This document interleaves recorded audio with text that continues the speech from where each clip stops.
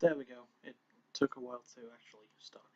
Hello everyone and welcome to another UFC review. This is for the Ultimate Fighter Season 24 finale at the Palms Casino Resort in Las Vegas, Nevada. And I'm not gonna waste any time because I'm having a huge roast dinner soon. So yeah, we're just gonna get right into it. So we saw the first fight on the prelim card, Jamie Moyle against Kylan Curran. And Moyle won. It was a very good fight. Moyle really showcased her wrestling because that was the thing she showcased really well last year in the Ultimate Fighter, but I've always thought she's an underrated striker. Pardon me, and she did a really good job. Not sponsored. I just needed that. Yeah, she did a pretty good job, and she stuck to the clinch really well. And one thing I thought was kind of cool, even though it was kind of brutal in a way, was the fact that not the fact that this happened, but Moyle had a hematoma, and later on it was busted open. And her blood seeping into Kylan's hair, which was dyed sort of platinum, it just looks really cool. Sort of like Ric Flair in a way. But yeah, Moyle did a really good job. She got some really good stand-up in as well. As I said, she's got really underrated striking, really underrated boxing. So I think that's the thing that she should use more. But she did a good job, and she earned the win, in my opinion. And it's a really decent way to start the card. Not the best, not the worst. Next up is Dong Hyun Kim against Brendan O'Reilly. I don't remember a whole lot about this fight. Kim won by unanimous decision. Also, I think I forgot to mention that Moyle won also by unanimous decision. But yeah. Also, I forgot to mention the main event is between Demetrious Johnson and Tim Elliot, but you probably already knew that if you've seen this anyway. I don't remember a whole lot about this fight. I remember Kim showing really good wrestling and really good work on the ground as well. He did a damn good job. And that's really all that I remember, so we're just going to move on to the next one before I make myself look more of a fool. Next up is Rofont against Matt Schnell, who fought on the season of the Ultimate Fighter just gone. And Rofont won by first round TKO. He did a really good job. He landed a really good front kick to Schnell, and that rocked him really badly, but he managed to get back up. I think Schnell was doing a really decent job, but Font just outclassed him in a lot of places, and then it came to the head where Font landed a brilliant knee. Then they went up on the ground. Then Schnell was on his front, he was laid down on his front, and Font just took advantage, landed strike after strike, and knocked out Schnell on the ground. It was a really brutal finish, but really good. Good showing from Font. I would like to see Schnell fight a bit more. He was one of my favourites during the season in Ultimate Fighter. He's a cocky kid, but he's young. He's very skilled on the ground. And because he's a young fighter, he's going to take in a lot more knowledge from others. So, I just think his career is starting, really.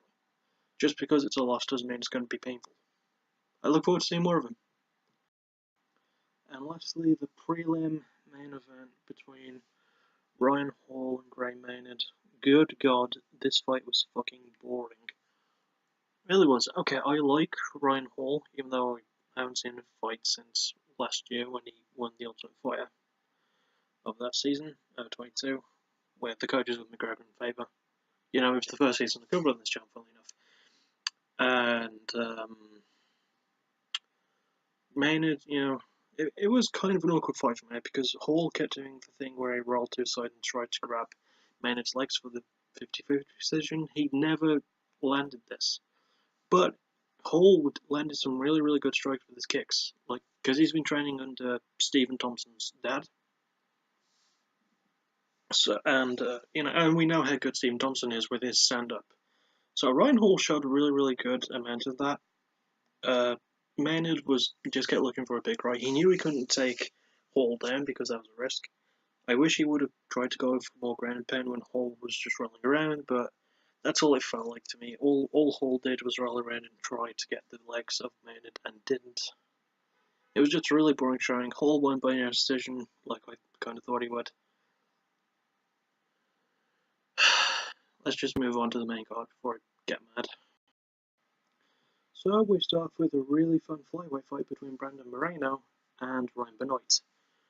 I should kind of bring this up. Oh, I forgot to mention the referees kind of being bad for a couple of fights.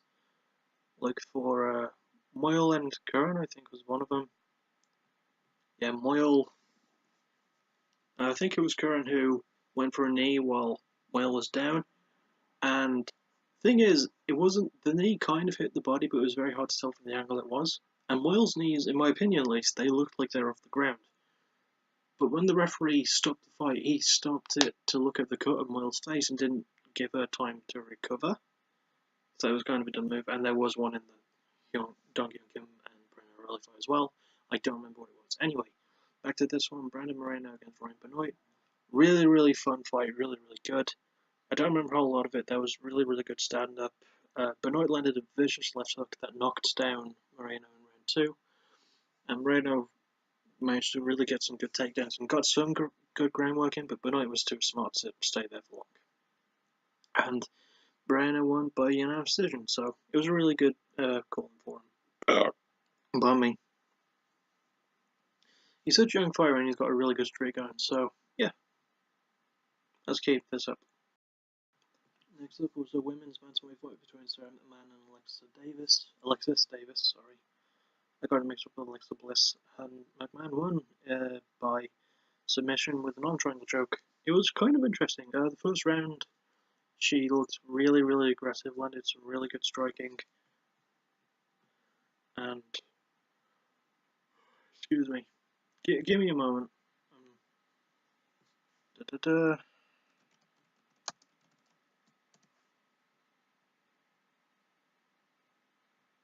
I was trying to remember. I got my Sarahs mixed up.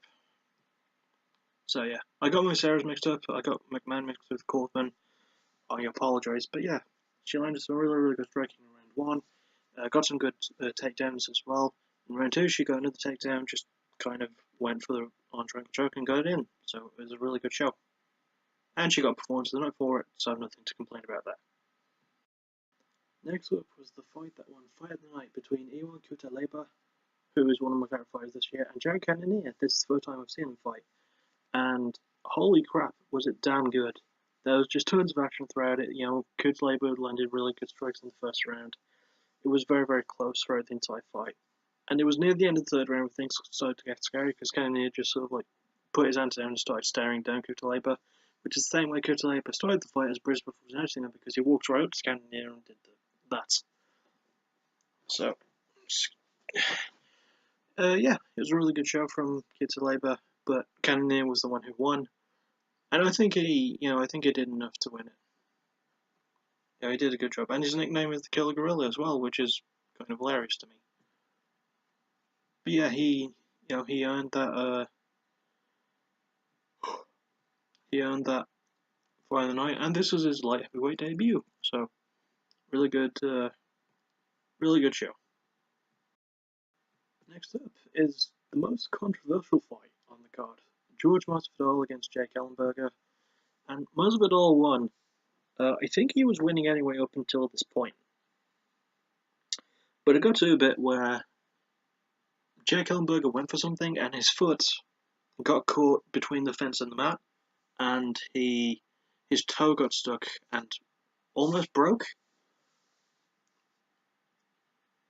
And the fight was stopped because of that. Masvidal did land strikes, but Jake was defending himself, and I don't know. I'm gonna have to look at Jake's record quickly because he hasn't won in a bit. But this fight, oh no, he won his last fight, my bad. But yeah, this time around it was just a really, really bad call. Like, not on the referee's part, it was just really unfortunate. So, he did a good job, but Masvidal, props to him. He's always been a very, very smart fighter. So, yeah, shit happens sometimes in the UFC. Even weird stuff like getting your foot caught in the fence, it happens. So, we're just going to move on. Next up is the co-main event between Joseph Benavidez and Henry Cejudo, the coaches of this season, the Ultimate Fighter. A lot of bad blood boiled over, and Benavidez won by split decision. It was a really, really good fight. Could have won Fight of the Night had Iwan Kutaleba and Jared Cannonier not existed. It was a very close fight as well because they were both landing really, really good strikes. But I think part of the reason Cejudo lost was because of what happened in round 1, where he accidentally hit Benavidez twice in the groin, with the second time resulting in him getting a point deducted. Now, I think he could have won the fight regardless. Just because you have a point deducted doesn't mean you can't win a fight. But Benavidez just managed to stick it out. He did a really good job. It was a great fight, all in all, to be honest. So, we're just going to move on to the main event. And well done to Benavidez and Cejudo. They showed good respect to him when it was all over. Now for the main event of the evening. The winner of the Ultimate Fighting season, Tim Elliot, against the undisputed flyweight champ, Demetrious Johnson. Really good fight. A lot of ground stuff. Mighty Mouse won. It was very, very close, though. He won by unanimous decision, and most of it was takedowns, but Tim Elliot, he stuck it out, and the crowd was behind him throughout the entire fight. They were calling his name, giving him a really, really good chance and everything. That's C-H-A-N-T-S. Just chance and chance. There we go. Yeah, he did a really, really good job. He got Mighty Mouse in a couple of really bad positions. There was one moment where he had the guillotine in, and it looked like Mighty Mouse was in trouble, but he was like, no, I'm good. They both had each other in some really interesting positions.